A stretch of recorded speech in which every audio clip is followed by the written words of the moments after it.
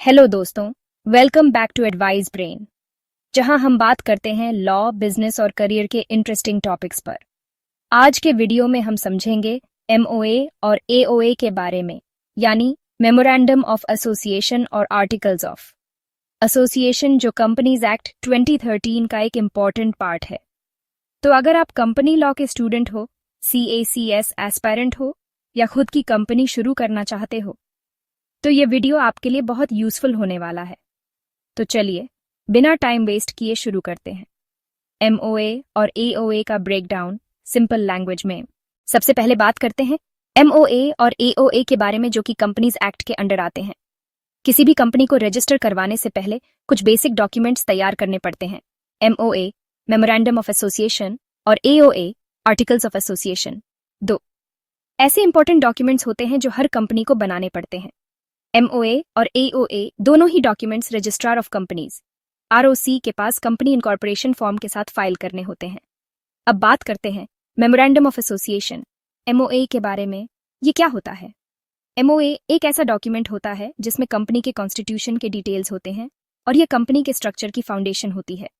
इससे कंपनी का चार्टर भी कहा जाता है। यह बताता है कि कंपनी का स्कोप क्या होगा, किस पर्पस के लिए कंपनी बनाई गई है, उसकी पावर्स क्या है और उसका बाहर की दुनिया, आउटसाइडर्स के साथ क्या रिलेशनशिप होगा। कंपनी रजिस्ट्रेशन का यह सबसे पहला स्टेप होता है। जब कंपनी बनाई जा रही होती है तब उसके मेंबर्स को MOA को सब्सक्राइब करना पड़ता है। सब्सक्राइब करने का मतलब होता है डॉक्यूमेंट पर अपना साइन करना, जिससे यह दिखाया जाता है कि मेंबर्स ने उसके कंटेंट को अप्रूव किया है। अब बात करते हैं MOA के कंटेंट्स के बारे में। हर कंपनी के MOA में नीचे दिए गए 5 इंपॉर्टेंट क्लॉजेज होने चाहिए। 1. नेम क्लॉज, कंपनी का नाम क्या होगा। 2. रजिस्टर्ड ऑफिस क्लॉज, कंपनी का रजिस्टर्ड ऑफिस कहाँ होगा। 3. ऑब्जेक्ट क्लॉज, कंपनी किस काम के लिए बनाई गई है। 4. लायबिलिटी क्लॉज, मेंबर्स की लायबिलिटी कितनी होगी। 5. कैपिटल क्लॉज, कंपनी का कैपिटल स्ट्रक्चर क्या होगा।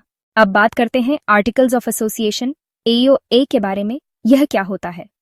AOA एक ऐसा डॉक्यूमेंट होता है जिसमें कंपनी के रूल्स, बायलॉज और रेगुलेशंस दिए होते हैं, जो कंपनी के बिजनेस को चलने और उसके इंटरनल मैटर्स को मैनेज करने के लिए बनाए जाते हैं।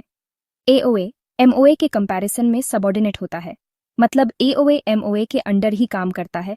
हर कंपनी के पास AOA होना जरूरी होता है, क्योंकि यह कंपनी के इंटरनल राइट्स, मैनेजमेंट, काम करने का तरीका और ड्यूटीज को डिफाइन करता है। AOA के कंटेंट्स हमेशा MOA और कंपनीज एक्ट 2013 के अकॉर्डिंग होने चाहिए। अब बात करते हैं AOA के कंटेंट्स के बारे में।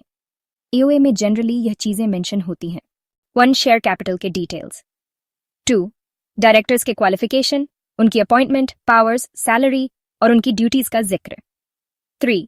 कंपनी के डिविडेंड और रिजर्व्स के रूल्स। 4. कंपनी के अकाउंट्स और ऑडिट के डिटेल्स। 5. कंपनी के बोरोइंग पावर्स से रिलेटेड प्रोविजंस। 6. मीटिंग्स कंडक्ट करने के रूल्स। 7. कंपनी वाइंड अप करने का प्रोसेस। तो कंक्लूड करते हैं इस बात से कि MOA और AOA दोनों ही कंपनी के लिए बहुत इंपॉर्टेंट डॉक्यूमेंट्स होते हैं। ये दोनों डॉक्यूमेंट्स कंपनी के ओनर्स और फाउंडर्स को कंपनी को एफिशिएंटली चलने और बिजनेस को स्मूथली मैनेज करने में हेल्प करते हैं। इसलिए ये डॉक्यूमेंट्स एक 1 person company, OPC, private company या पब्लिक लिमिटेड कंपनी, सभी के लिए जरूरी होते हैं। तो दोस्तों, आज के लिए इतना ही। थैंक यू दोस्तों for watching this video till the end. अगर आपको वीडियो हेल्पफुल लगा हो तो लाइक जरूर करें, अपने दोस्तों के साथ शेयर करें और चैनल को सब्सक्राइब करना ना भूलें। बेल आइकॉन दबाना मत भूलना, ताकि आपको मिलती रहे लेटेस्ट अपडेट्स सबसे पहले। आपके क्वेश्चंस या सजेशंस हो तो कमेंट सेक्शन में लिखना, मैं जरूर रिप्लाई करूंगी। मिलते हैं नेक्स्ट वीडियो में एक नए टॉपिक के साथ।